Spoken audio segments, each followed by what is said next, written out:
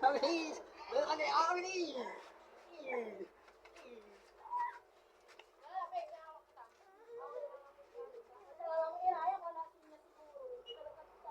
So, yun guys, may ginawa nga pa pala akong katarantaduhan. Ito na naman.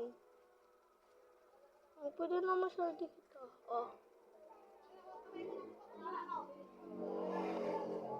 Pwede mo siya dito ilagay guys. Ganyan.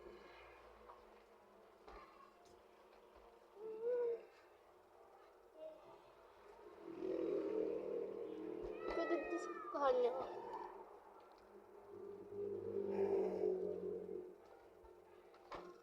So guys, dito na magtatapos. Ay, hindi pala magtatapos yung vlog ko. Invite ko na lang kayo ulit mamaya sa Ignoring Prank. Bye!